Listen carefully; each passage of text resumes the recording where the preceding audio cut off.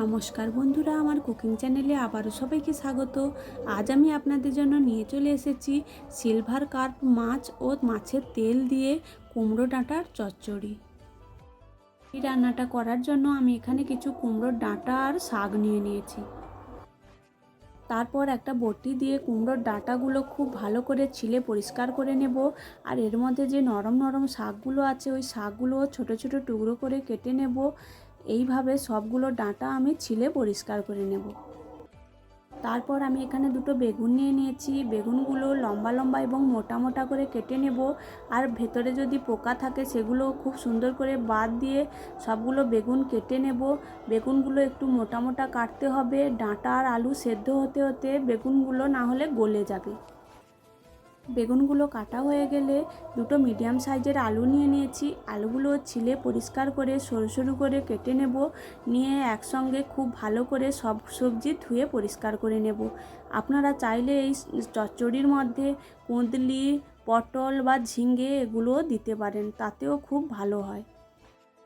তারপর আমি এখানে একটা বড় সিলভার কার্প মাছের মাথা আর ওর কিছুটা তেল নিয়ে নিয়েছি। এগুলো খুব ভালো করে পরিষ্কার করে ধুয়ে জল ঝরিয়ে নিয়েছি।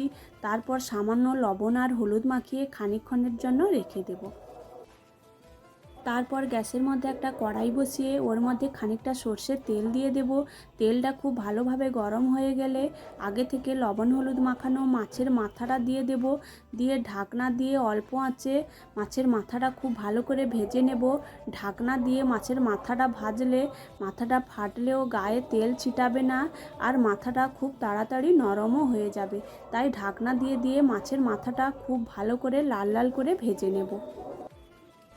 মাছের মাথাটা প্রায় ভাজা হয়ে এলে আগে থেকে যে মাছের তেলটায় লবণ হলুদ মাখিয়ে রেখেছিলাম ওই তেলটাও দিয়ে দেব।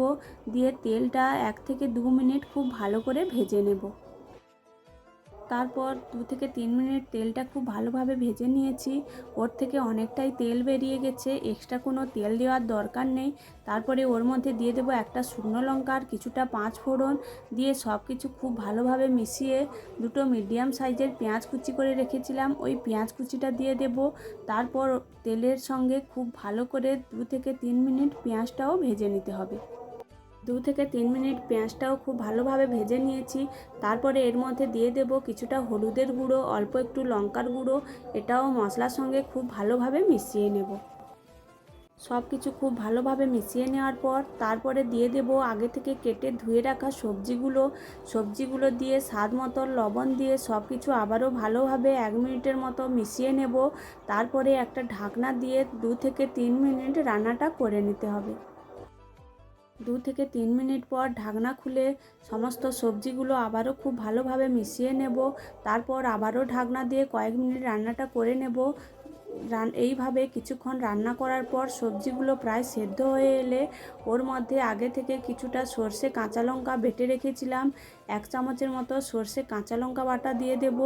দিয়ে খুব ভালোভাবে মিশিয়ে অল্প একটু জল দিয়ে আবারও ঢাকনা দিয়ে খানিকক্ষণ রান্নাটা করে নেব। তারপর কিছুক্ষণ পর ঢাকনা খুলে অল্প একটু নেড়ে নেব। 2-1 মিনিটের পর যখন জলটা প্রায় শুকিয়ে আসবে উপর থেকে অল্প একটু চিনি ছড়িয়ে দেব। এই রান্নাটা ডাঁটাগুলো একটু মিষ্টি মিষ্টি খেতে খুব ভালো লাগে। চিনি আর দুটো চেরা কাঁচা লঙ্কা ছড়িয়ে সব কিছু আবারও খুব ভালোভাবে মিশিয়ে 1 মিনিটের মতো ঢাকনাটা দিয়ে দেব। তারপর ঢাকনাটা খুলে সব কিছু খুব ভালোভাবে মিশিয়ে একদম শুকনো শুকনো হয়ে এলে নামিয়ে নেব। নামিয়ে গরম গরম ভাতের সঙ্গে পরিবেশন করুন সিলভার কার্প মাছ ও মাছের তেল দিয়ে কুমড়ো ডাঁটার চচ্চড়ি। এই রান্নাটা কিন্তু খুবই সাধারণ কিন্তু খেতে দুর্দান্ত হয়। ভিডিওটি ভালো লাগলে আমার চ্যানেলটি সাবস্ক্রাইব করে দেবেন।